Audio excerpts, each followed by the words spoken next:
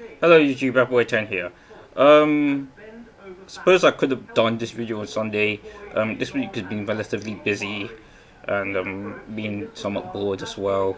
I suppose it's convenient I do it today, seeing as our members of Parliament in Parliament are discussing whether or not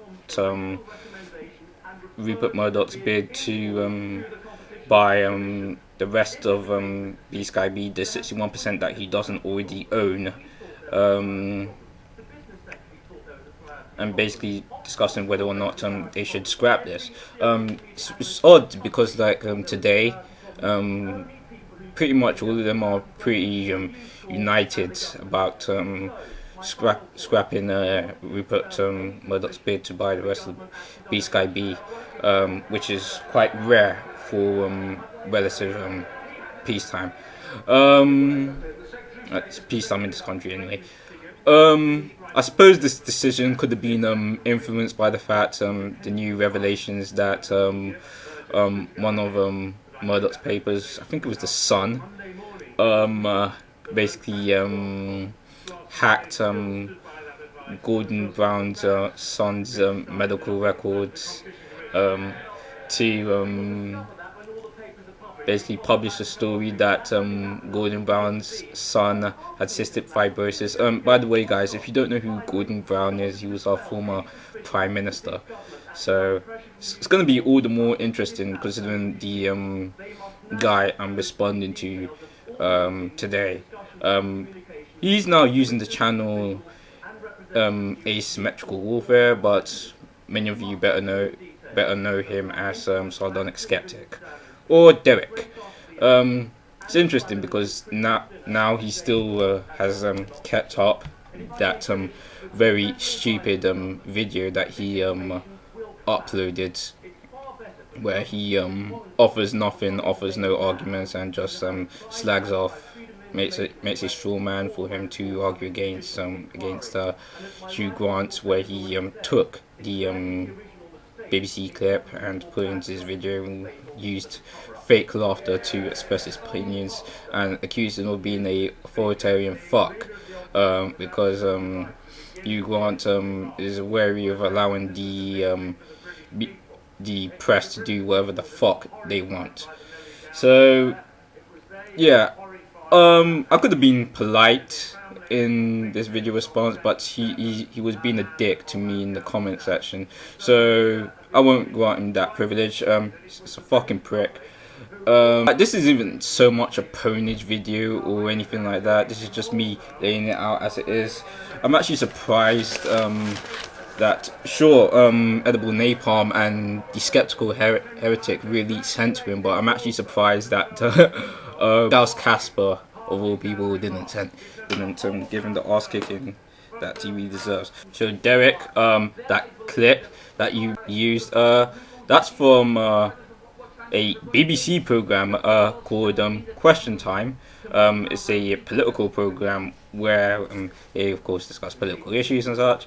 Funny you should use that, given your gripes about public broadcasters. You think they're somehow socialist or something, at least from what I got from your replies to me in the comment section. Pretty interesting, because the BBC is the largest broadcaster in the world. Interesting how that works out. I mean, couldn't be anything to do with decent programming. I mean, yeah, they're pretty impartial, but they have to be because people pay their TV license fees to keep it that way. So yeah, there's that. The reason why Hugh Grant was brought to that panel was because of his expose that he wrote on the New Statesman, where he basically caught News of the World journalists in the act publicly discussing phone hacking. And this was written some months ago and such. I'm sure I'll provide the article in the description bar. So he was invited and allowed to go into Question Time, especially now that discussion has gone to the revelations that they hacked and deleted messages of the phones of Millie Dowler, who was 13 years old when she was murdered. So yeah, and it was part of a much greater discussion than simply regulation, as I like to put out. In fact, I actually watched Question Time on that Thursday that it aired. Because I strive to be a little more intellectually honest than you, Derek, I watched it again. So that would be like two more times that I watched Question Time than you have, or to be fair, 1.5 times. And I taken about 3 pages of notes for me to use in this video. Let me read out the ones that are like the things that were discussed, that were brought out by Hugh Grant in particular. Okay, this question was asked to Hugh Grant. Was the News of the World shut down to insulate the rest of News Corp from the fallout of phone hacking? Hugh Grant answered yes. Okay, so who would the inquiry be headed by? Because there has to be an inquiry on the News of the World scandal. Will it be handled by the judicial system, or will it be handled by the police?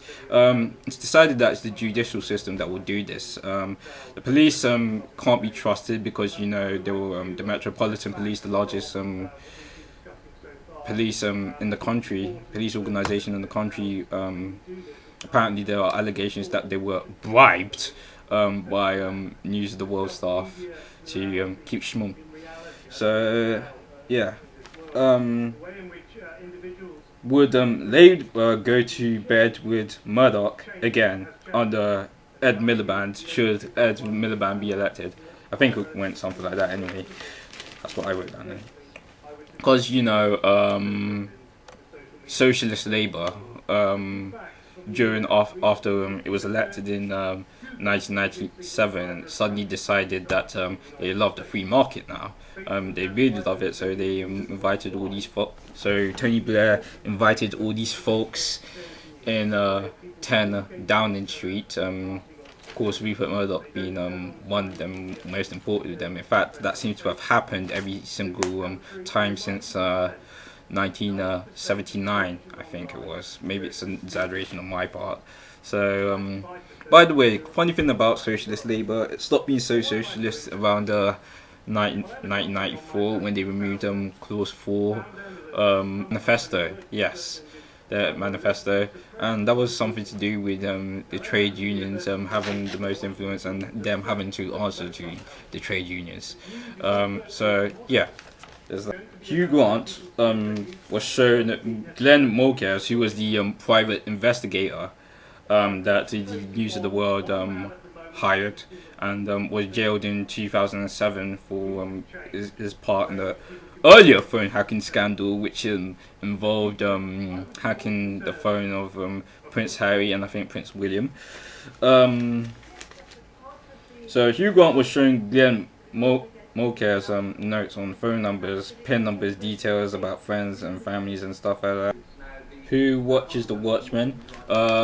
This question was put forward to Hugh Grant, which he thought was a relevant question to basically ask as well, considering that Rupert Murdoch basically owns 49% of the papers that currently circulates in the United Kingdom. He obviously owned the News of the World, which had a circulation of 2.6 million.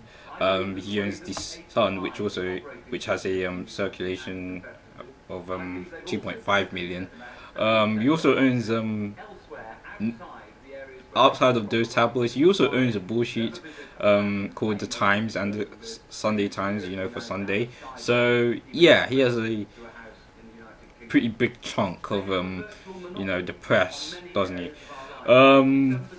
Also, you might like this one, Derek. Hugh Grant doesn't like the idea of regulating the proper press. You see, you would have known this, if you bothered to go onto the BBC website and go into, watch Question Time. I'll give you a few tips for those who don't live in the United Kingdom. If you're interested in watching the political media that comes out from the BBC, a good idea would be to go into the BBC and go on iPlayer and such. I mean, yeah, Question Time is on hiatus now. It doesn't come back until 18th of September. I'm hoping to go to the next one because apparently there's a new one in London and such. So yeah, Hugh Grant is a little wary about the idea of regulating the proper press. Gee, I wonder why. Maybe it's something to do with, we don't actually want to, end up like France and pussy out on asking the difficult questions and such. The idea of regulating press is a little wary and such, and somehow and I'll explain to you that somehow regulating media isn't that difficult a concept, and holding our freedoms. Of course, the press is a very different matter. So what else does he say? Hugh Grant says he doesn't care if paper make news around him. Yes, he said it was fair play when that scandal broke out with him and the prostitute giving her millions and such.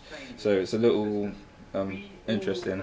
I think Hugh Grant also made the point that there were failures of the PCC, which I'll explain to you a little bit, and yeah, that's pretty much it. Those were the points that were made by Hugh Grant alone, out of the 3 pages of notes that I took down to remind myself to make this video.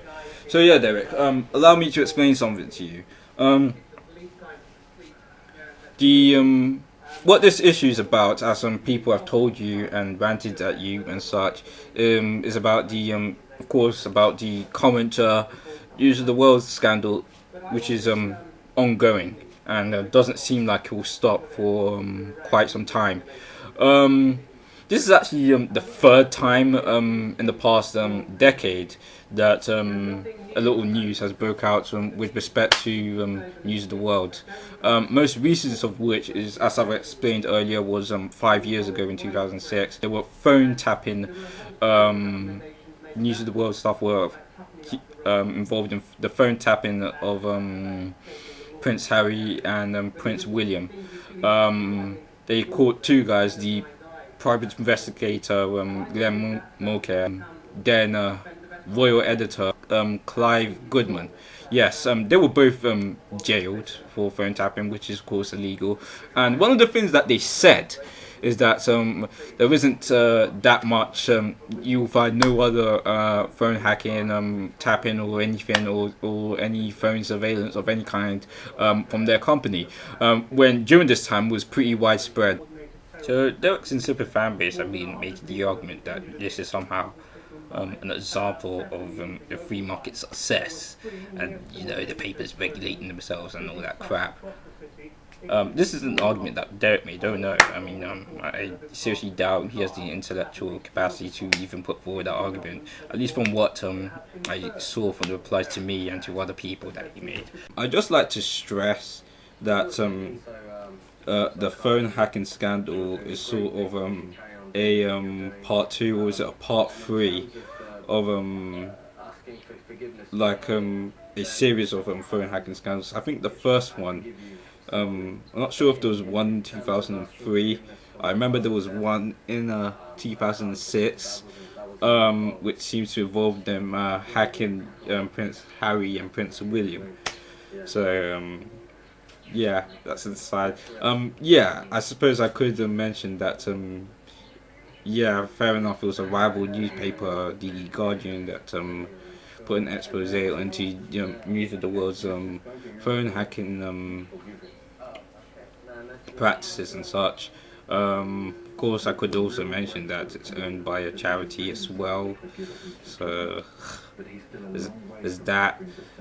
And I'd just like to basically stress something to Derek, who seems to have this notion that media regulation somehow equals authoritarianism and nationalism. Derek, We already have a media regulator here in the UK. Do you know what it's called? It's called Ofcom. Yes. What Ofcom does is that it's a telecommunications regulator, and it accepts basically complaints from people about either the radios that will broadcast or television programs that will broadcast. Somehow that is able to exist without our country adopting our own version of Russia Today and putting ITN and B Sky B out of business.